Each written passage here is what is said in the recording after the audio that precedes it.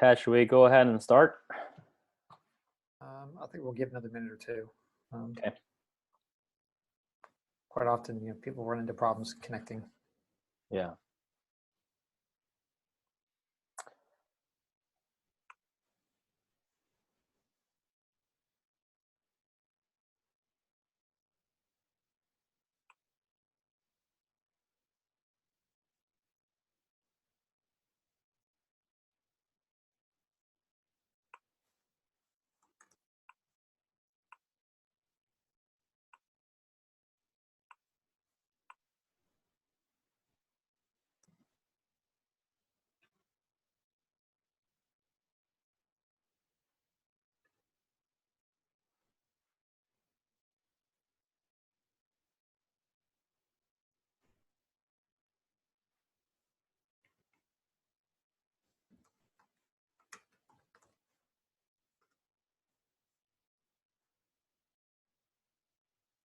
Okay, we'll give it All right. a little bit longer and then we'll get going.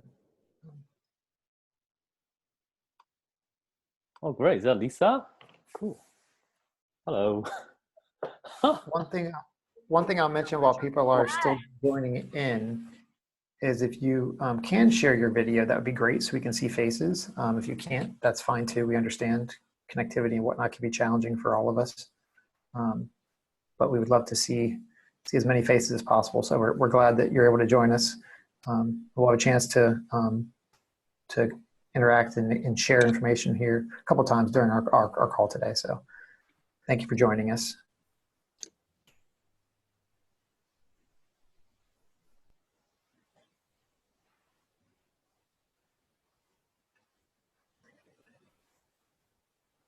Okay, first off, let me introduce myself and my fellow co-chair. My name is Tad Cruz. I have been involved with the IKC for a number of years, mostly through the International Symposium. I've been involved in a number of international initiatives with NASPA, including working in the Manassas area. I have 20 years of higher education experience spanning 3 different continents, and I'm currently finishing my doctorate at the University of Southern California. I've been knee-deep in research and documents and whatnot. So this is a nice break from my daily routine. So my co-chair, Ken Guan. Ken, would you introduce yourself? Hello, everyone. My name is Ken Guan. I'm currently working at the Berklee College of Music and also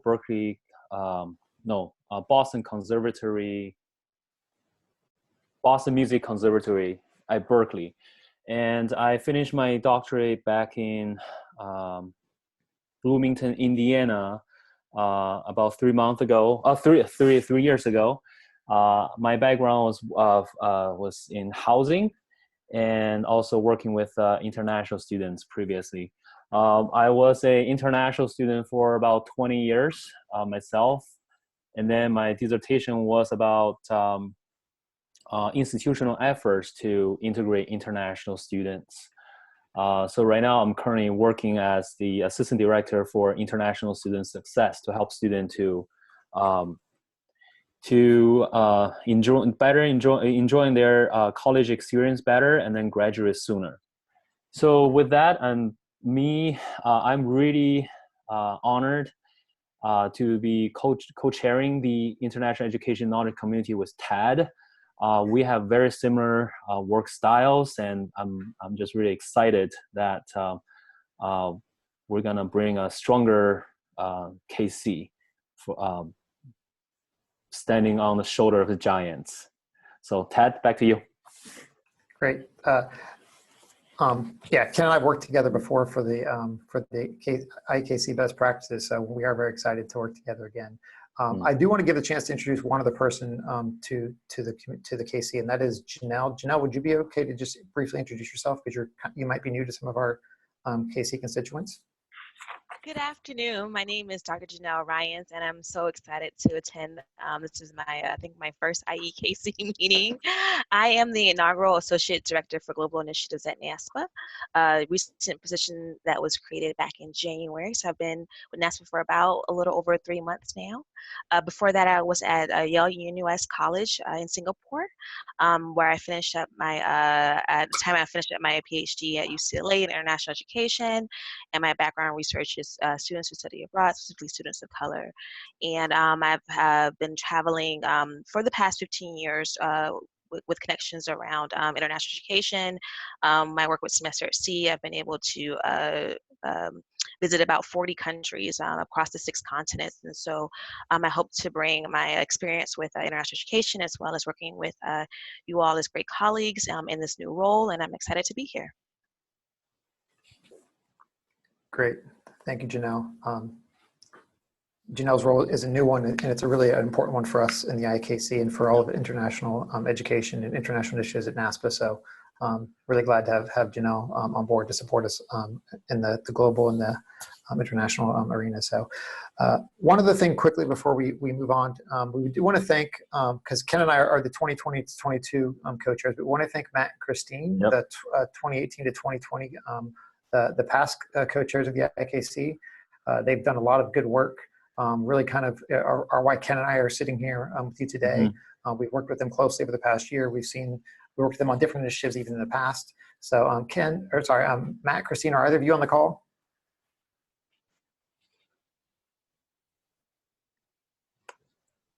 I know Christine said she didn't think she'd be able to make it. She had another commitment, but again, we just want to thank them for all their efforts, for all they've done for the KC. And I'm sure they'll be around in future meetings. So many of you, are probably familiar with the IKC International Education Knowledge Community and the various roles in which the IKC supports international educational programming, bringing people together through a variety of programs and initiatives. We're going to talk through some of those, give some updates on those here in a little bit. But before we do that, before we start talking about some of the activities, we wanted to give it a chance for us to check in on what's going on. Clearly, we're all, we would hope to be sitting face to face in Austin for this meeting, to be connecting, which clearly is not the case because of the COVID-19 situation. So we wanted to just spend a little bit of time to connect and give people a chance to kind of share what you're facing, especially people that are different parts of the United States or different parts of the world, to kind of talk about how it's impacting you or your campus, or if you have questions. We want to spend about 5 or 10 minutes just talking about what's going on and anything that anyone wants to share on COVID-19. So the floor is open. Any updates, any questions? How's everybody doing?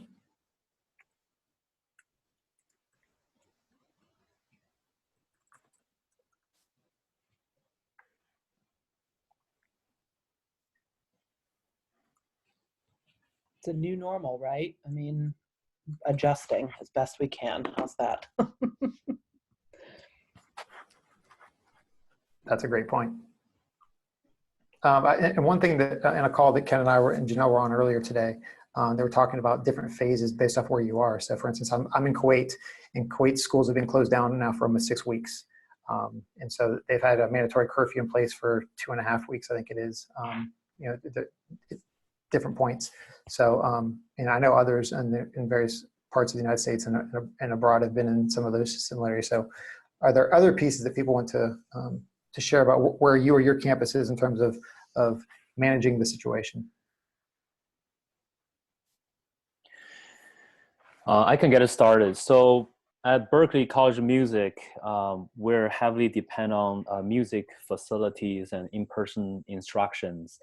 And most of students, all students are now sent home. So many international students are from Australia, China. Then they have to get up at 2 o'clock in the morning to take classes online. A lot of them, their degree, like music engineering, was dependent on the equipment that they don't have at home. And also many people paid a very large amount of tuition to seek in-person instruction, but now they're doing online. So Berkeley it's trying really hard to come up with policies and remedies to reduce anxiety, to make it right for the students. So it was a big transition for both the institution and the students and faculty.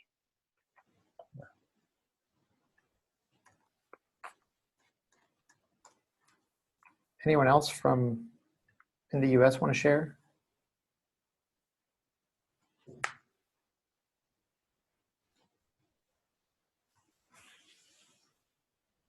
Okay, anyone outside of the US? I know we have quite a few international attendees on the call.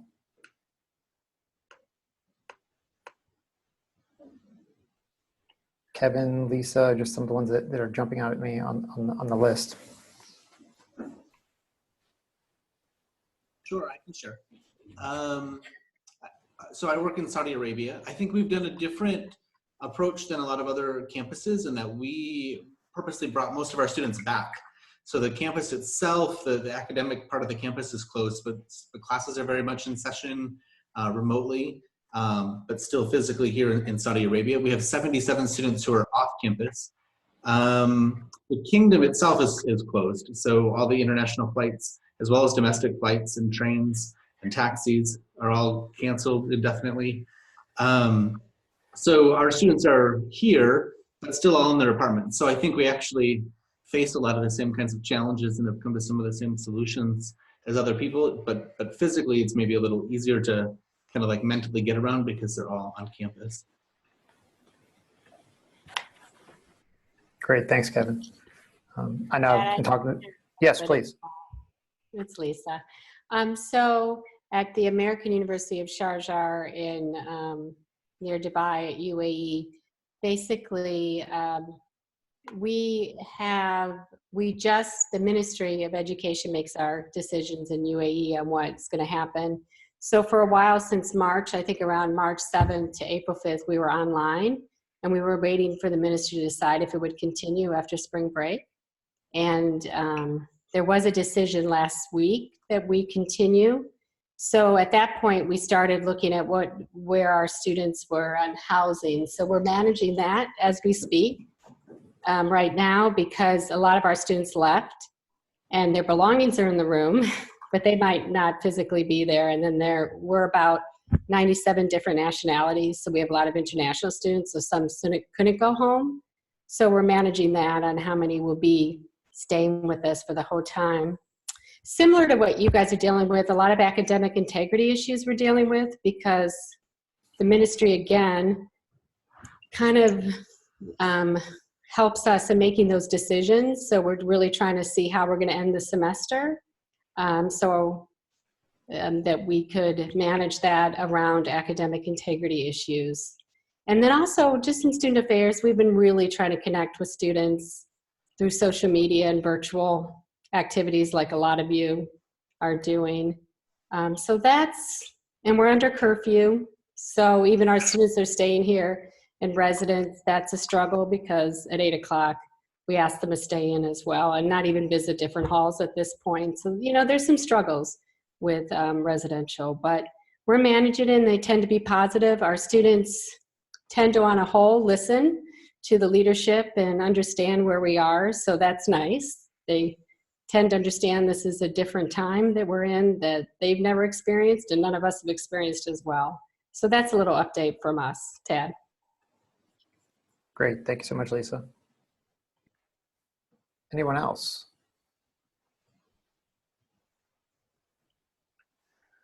Anyone at all?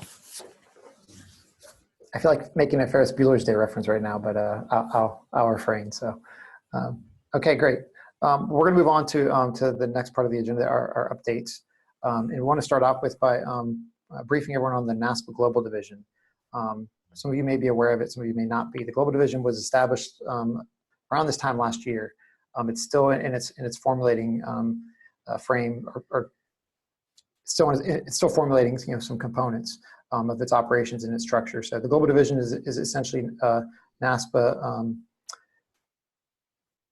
further supporting these international and these global programs and initiatives. So it's kind of taking what the various international components that were there with the IAKC, with the International Symposium, with the Global Advisory Board that was in place for a number of years, with, and I'm forgetting something else in there, and kind of helping to bring them together with the areas, the LAC, Latin American, Caribbean, and then the NASPA, 2 areas as well. So there's been a lot of growth in the international education components of NASPA. So the Global Division is supporting that. And so it's headed by William Young from Chile.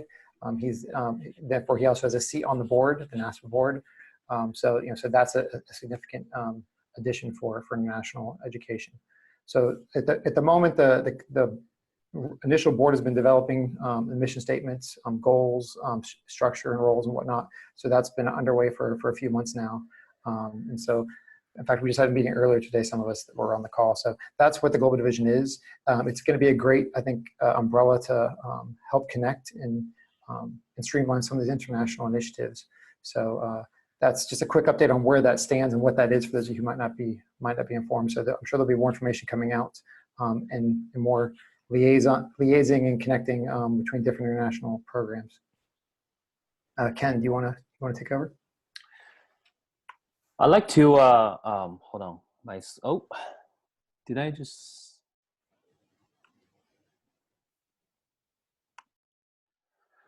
Take some time to acknowledge the NASPA IEKC Best Practices Award winners. And so this is our 11th year of organizing and giving out awards in international education at NASPA. So each year we have 3 to 4 awards. Award will be given out to student affairs professionals all over the world. So one of them is called International Programming. And this one, it will be it's awarded to Arkansas Tech University Kids Summer School in Kansan, Japan. For the study abroad programming, we award this honor to Old Dominion University study abroad program and exchange with Thailand. And Student Affairs Professional Global Partnership is given to University of Massachusetts, Boston. Hold on one second. Oops. And University of Limerick twinning project. And for the Intercultural Awareness Programming Award goes to University of Georgia, Global Perspective in Culture. So in our next international meeting on May 4th, we'll be inviting all these recipients, and they will come here, they'll be honored, they'll be giving a brief introduction about their programs. Each of them will ask to provide 2 slides of PowerPoints. And so I hope everyone here today can attend. Our next meeting will be our monthly IEKC meeting, which will be the first Monday of each month. And then our colleague, Zhang Hao, who has been working tremendously, giving a lot of efforts in choosing this awards. Hopefully he will be here to do the award ceremony. Next, I'd like to switch to our agenda. Just bear with me.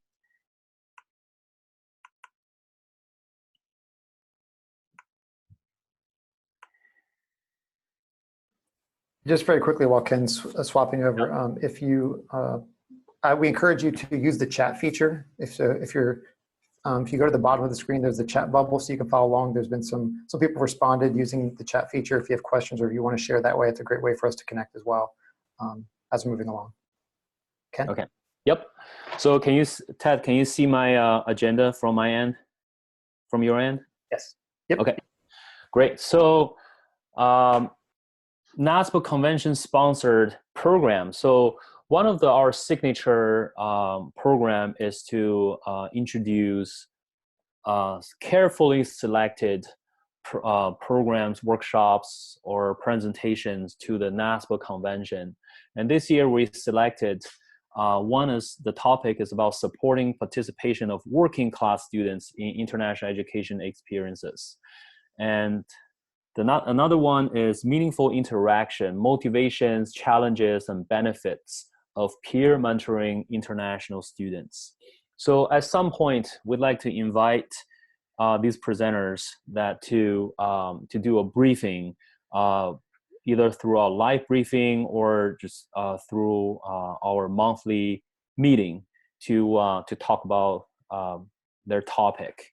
Another one is live briefing. So we do this quarterly, 4 times a year through NASPA headquarters, and we'll be some of the topics we have briefed about was about Title IX with study abroad, and also integrating international students on campus.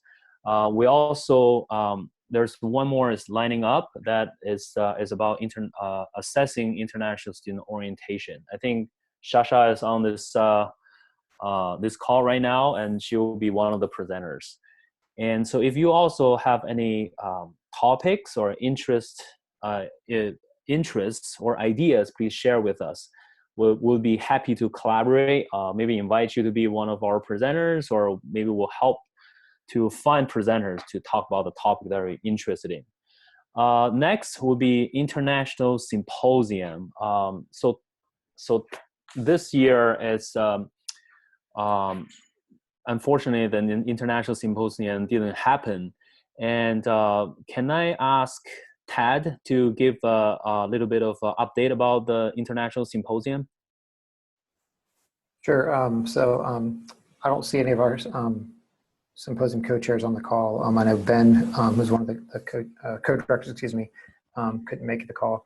So along with the rest of the annual conference, the symposium was canceled, or I should say postponed maybe. Mm-hmm. The latest brief that we received earlier today is that they're in the process of working with Janelle and others at NASPA to come up with a virtual option. Mm-hmm. So that's still information that's under development. And once we have that information, we'll be sure to share that and send that across to the IAKC. I'm assuming it'll be something similar to what the NASPA virtual opportunity was.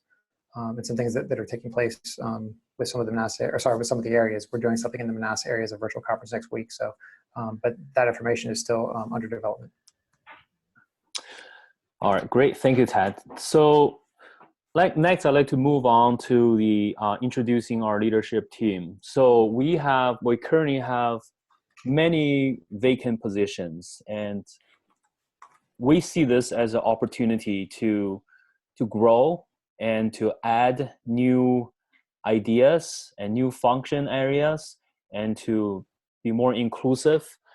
And so currently we have, let me just jump onto the opening position real quick, then I'll go back to our current leadership roles. So our open positions right now include regional representatives. So region 2, 3, 4E, 4W, 6, Latin America, and Middle East, Manassas area. So we also looking for international member at large. We also added graduate student co-chairs, communication co-chairs, secretary, historian, and best practice awards chair. And these positions are very rewarding. And I started with being the best practice award chair, and then get to work with so many wonderful colleagues all over the world. It was a great professional development for myself, and also it's a great opportunity for me to contribute to the field, and also keep myself up to date of the best practices.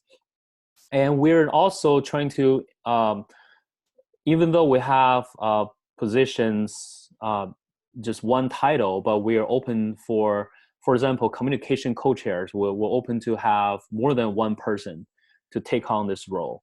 We also encourage work groups as well, so the representatives can pick their interested topics to work together.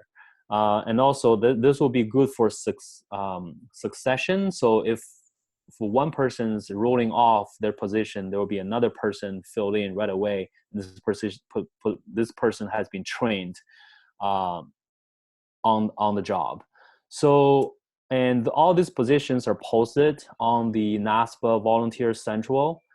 So please feel free to, and also we'll be sending out newsletters. I believe we'll send out a newsletter with all those links. If you're interested, please go on those links. We'll be sending out those links again, as well as through many listservs global-wide. And for a current leadership role, we have representative. We also have NASPA liaison. We have Tiki. We have Janelle. They will be joining our meetings each month.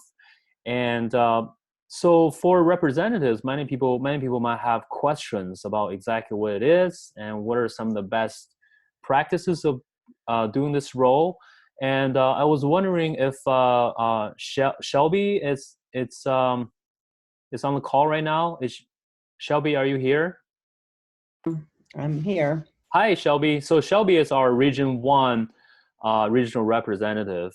And Shelby, if you don't mind, would you mind just share just a little bit about what you do and some of the tips of doing your role? Sure. Hi, everybody.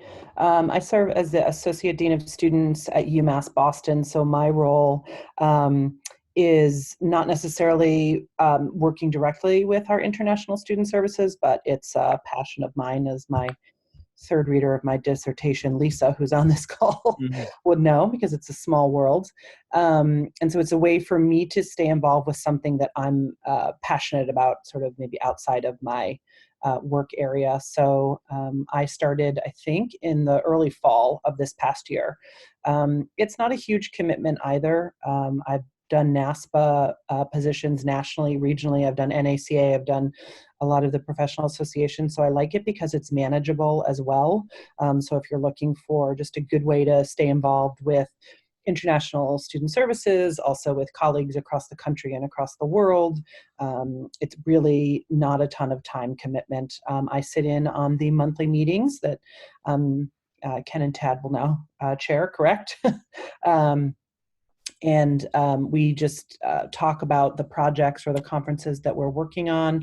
To date, I haven't unfortunately done a ton with my position. I've sent out a welcome letter and liaised with some fellow NASPA Region 1 people, and I have some grand ideas, but those were cut short because I couldn't attend the international symposium, which I was supposed to go to.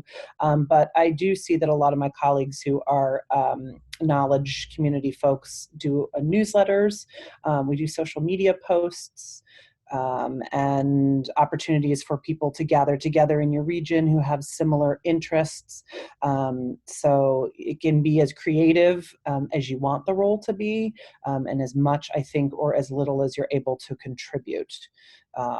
So I would be happy to answer any questions, but it's been a really good experience. And like I said, it's kept me involved with a passion area of mine in a way that I normally wouldn't be able to do. So I think it's very rewarding, and I think it's worth applying for if you have an interest. Thank you so much, Shelby. Much appreciated. So we'll need 1, 2, 3, 4, 5, 6, 7, 8, probably 8 representatives between 2020 to 2022. So this is a 2 years commitment. And if you hear about anyone that might be interested, or if you yourself are interested, please reach out to me or Tad or any of the current IEKC leadership team. Would really help. Will be very happy to see you get involved and on board. So next will be partnering IEKC team with our KC projects. So Tad can join me on this one. So we participate in the planning for international symposium. We form committees to select best practice awards. We send out newsletter. We also do monthly emails. We do annual NASPA publication. social media. We also review sponsor programs. We recruit new members and new leadership members. So these are the new tasks, and that we like to proceed. And also we like to group our leadership members to select specific task areas to work together. And also we have live briefing, and someone will need to coordinate live briefing as well. And Ted, do you have anything to add? Yeah, so just to kind of clarify for people, obviously a lot of you, and Shelby, thank you for sharing, because you gave some good examples. There's a lot that the IKC does, and there's a lot of connectivity between some other international education programming across NASPA. So Ken mentioned before, that we do need, we have a number of vacancies. I think we have actually closer to 12 or more, because we have a number of region reps that are vacant at this point in time. And we are exploring, kind of looking at where there are vacancies from last year. Communications is one that we want to make sure that we're doing more with, and trying to get as much information out there. There's a lot that's going on within the NASPA areas that isn't always necessarily getting passed along to the IAKC. And I say that because I'm on the Manassas board, on the Manassas area. I'm the area director, and I know that I've been bad at sending things across and whatnot. So I think we can do a better job of connecting some of the NASPA international initiatives. So there is space there. And the partnering thing, just to clarify, is we want people to not just sit in on a call, but we want people to be involved in the activities that support our colleagues and support. So that's what we're saying, is by that list of partnering, then we want people to say, hey, I'm a region rep, but I'm also helping to manage the newsletter. I'm helping to contribute to the best practices selection, or I'm helping to deal with social media or various projects that take place. So it's a great way for you to get engaged, to work with other colleagues, other NASPA members, either in the IAKC or within other subsets of NASPA. So I just want to make sure that people are making that connection between what we're talking about here, because we do need volunteers. We have a number of open positions, but we also want to make it meaningful to those people by getting them involved in projects that are impactful. Thank you. So does anyone have any questions? I guess maybe, because we've thrown a lot out.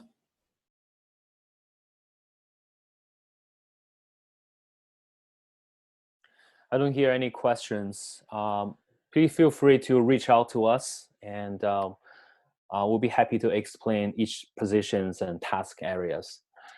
So if I may, let me move on to looking to the future of IEKC. So Ted and I have been talking about how we want this KC to grow, where we want, what are we all about, and what are some of the new initiatives we want to do,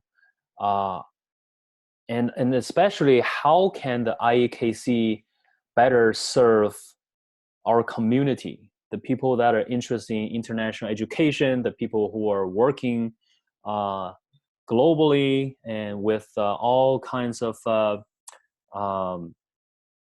constituents. And so how can IEKC contribute value to our community?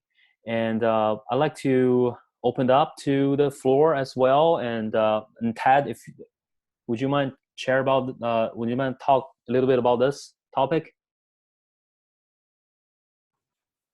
Sure. So one of the things that Ken and I discussed, and we had conversation with Matt and Christine over the last couple of months in particular, is what the IKC has done in the past, what have been successes, but also just how we can continue to serve the knowledge community constituents.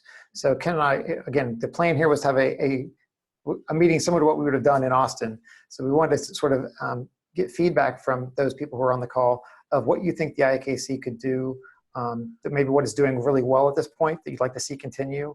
Maybe if you have new ideas or areas that you think we could do better, just for us to a way for us to understand kind of where we should be. We do want to develop some goals for next year, and that'll be something that we'll talk about in our call next month. In our closed meeting call next month. But that's kind of what this is about. We just want to know so we listed some areas, but we wanted to know from you, what is it that you think that the IKC should be doing?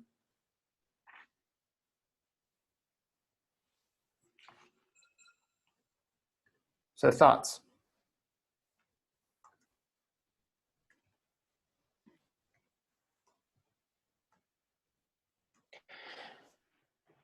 Can I ask a quick question to to all the participants today?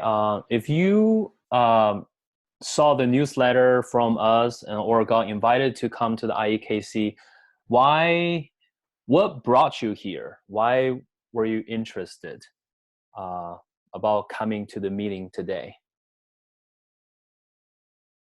What kind of information would you like to find out from today's meeting or from International Education KC?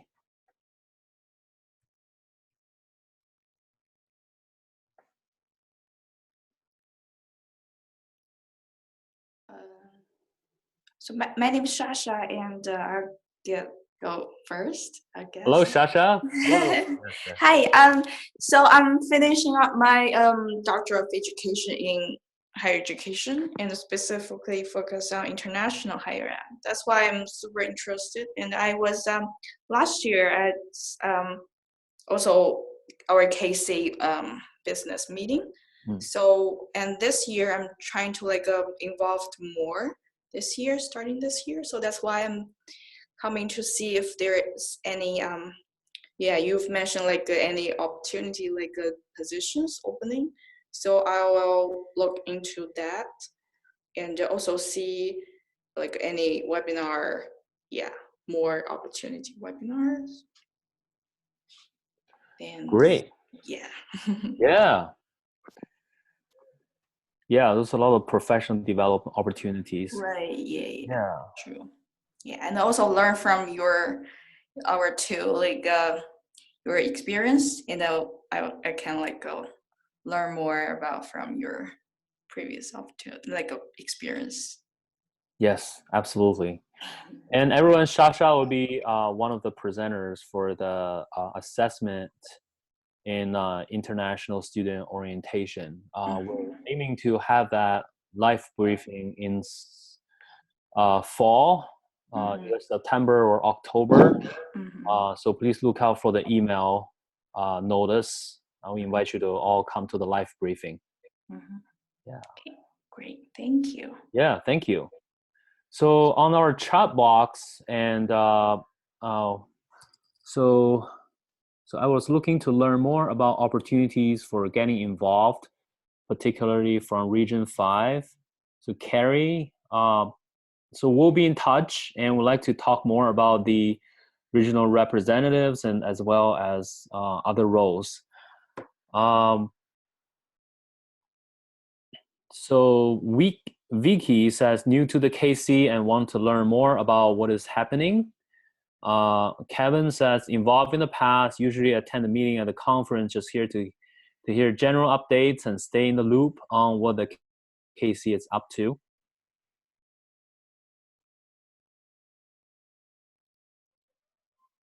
Great. And one thing I want to add that that Ken and I talked about is the sort of the monthly emails. Obviously, for those who got the email we sent out last week, we want to make sure that we're trying to get that out monthly and try to share what's happening across not just the IKC, but what's happening with other NASPA initiatives. So for instance, next week, NASPA is holding a virtual conference on the 13th, 14th, 15th. It happens to be in the middle of the night in the US, but that's something that we want to try to be able to start pushing what's happening within the Manassas area, within the International Symposium, which we've done a good job in the past of doing. But you have the Manassas, the Middle East, North Africa, South Asia, and the LAC. Those are areas that are only about 5 years old. So they've been growing. They've been getting more active and whatnot. So we want to try to do a lot to inform. And people are saying, hey, I just want to know what's going on, what the latest is. So that's one of the areas, the communication piece is one that's important for us to try to help connect the dots, so to speak, and keep people as informed and connected as possible. So if you are interested, or if you know anyone you think might be interested, those are some vacancies that we have that we really want to continue to try to expand upon. Oh, Ken and Ted, I'm also thinking about, because for current situation, so I'm heavily involved our campus international student engagement, and some our deans, they are asking if we have any like programs specific for international students still staying in the US currently. And because we've heard a lot of international students here, like they have like a feeling of isolation and very lonely. So we're trying to have some virtual programming for them specifically. So that's why I'm also coming to see if like seeking any suggestions for this type of programmings. That's great. That's so anyone on campus have a lot of international students stay on campus. Do you anyone like to share your practices during the COVID-19 isolation? Any online programs for students or international student in particular?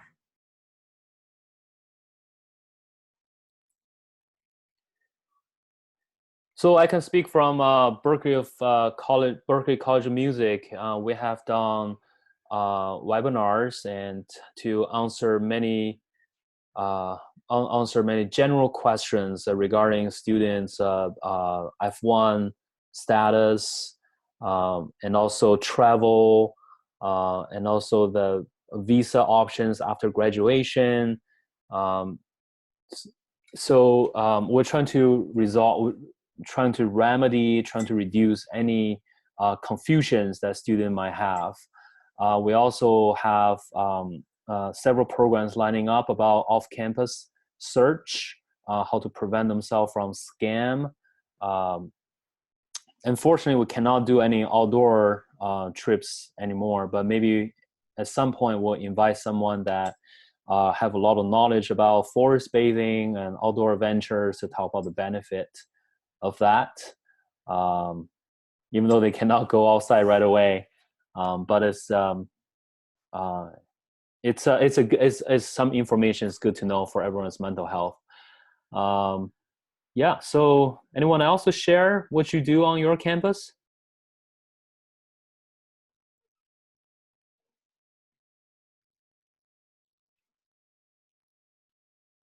Hi, can you hear me?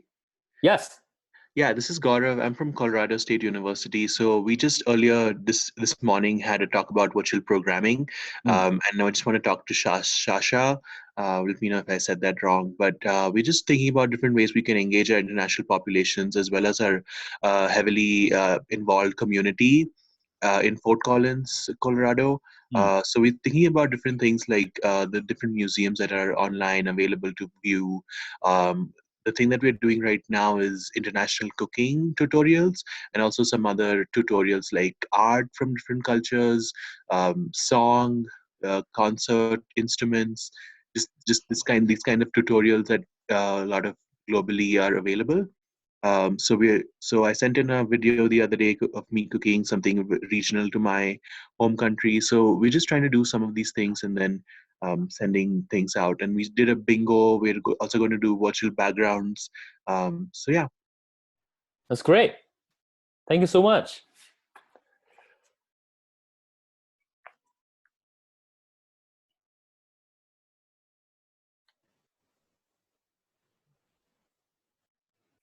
Anyone else?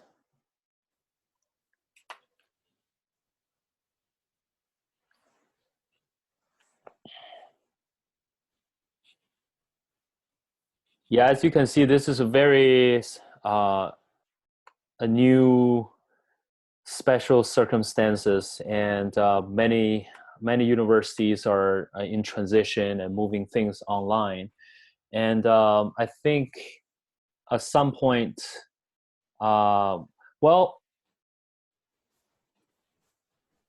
I don't know if this is too early to say because we just had a meeting today about the global division talking about having more planning about post-COVID.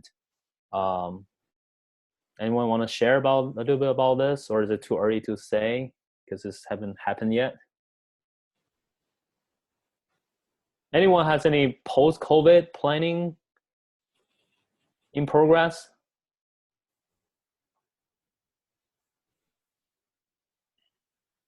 Well, and just to frame what Kim was mentioning is that one of the colleagues in our call was commenting on the fact that they were having a meeting with a colleague, and this was an institution outside of the United States, and they were talking about the colleague wanted to say, I don't want to focus on COVID-19 right now. I want to focus on what happens when we get back to normal. Mm-hmm. So that they were kind of reached a saturation point with dealing with this short-term response. They wanted to focus. They wanted to think long-term planning again a little bit. So I think that the point here is that, you know, we have to be dealing with both. Obviously, how do we manage the situation at the moment? But if all goes well, hopefully for all of us around the world, that we'll be able to have a much more normal situation come fall.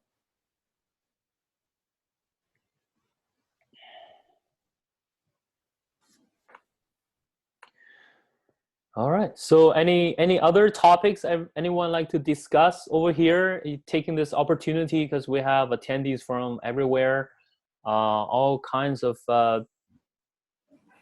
institutions and work backgrounds. So hold on, did I just click myself all of this? Okay. Any hot topics you'd like to discuss? All right, if not, we have our next IEKC on May 4th, the first Monday of May. And like I said earlier, we're gonna honor the Best Practices Award winners. Please come to this session. We will also be talking about our new initiatives and new agenda for this this upcoming year. Oh, okay, so one of the questions I'm personally trying to grasp is around fall intake. If we will have any at now with U.S. consulate closed. Hey, it's Gaurav, right? Gaurav?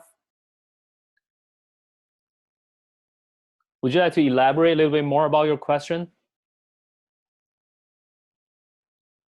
Yeah, for sure. So one of the questions I'm trying to grasp is what is the situation looking like in terms of fall intake for international students, at least to the US, since all the US consulates are now closed or not issuing visa appointments, at least.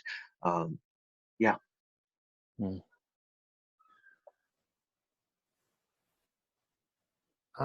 Does anybody want to answer that? I have a brief response, but is anybody that's working in this field that has anything that's more up to date?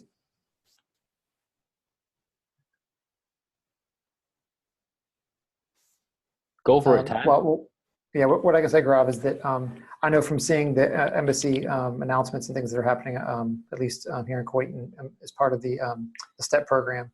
And as you know, with international education, we're always looking a semester or 2 semesters ahead, whether it be study abroad or truly for international students. So I think it's still a little too early to say, but I definitely think that there'll be severely impacted numbers. I haven't seen anything from NASPA or the forum recently, because I just haven't been monitoring any of that information coming out. But you might want to turn there to see what information that they're sharing in regards to that topic, because it is going to be a significant one. I mean, the numbers of international students in the U.S. and how that feeds into the economy, local and national, is significant. I forget the figure. I used to know it off the top of my head, but so it is an issue that I'm sure that many people are asking out there, but I just don't know anything immediately to hand. Yeah, likewise, there's not a lot of new updates coming out, and like our office has been closely monitoring the new announcements about any new regulation changes for optional practical training or virtual session, online session. Is it count towards in-person class, or is this online class?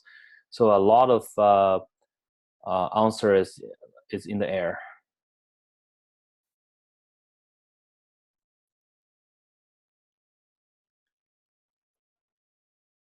So as you can see, so in our meetings, and we have this section is about just opened up about general topics, and people want to check in with each other and, hey, what's going on at your institution or in your field, and what do you think about this?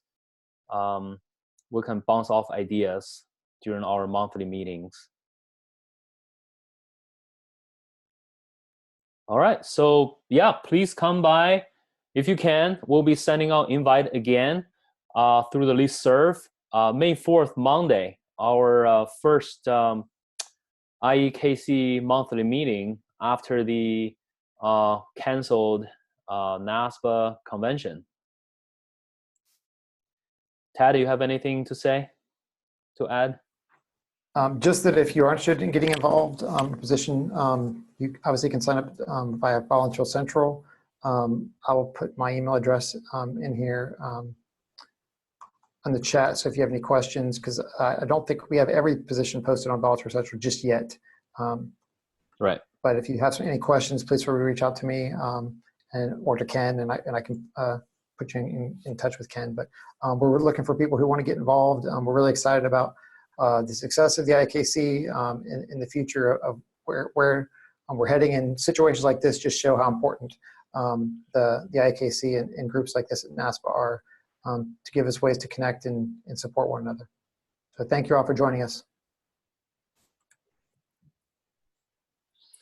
All right.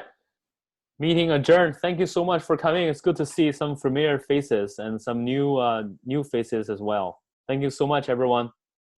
Yes. Janelle, sorry, you. Ken, Janelle, if you can stay on the call. Yep.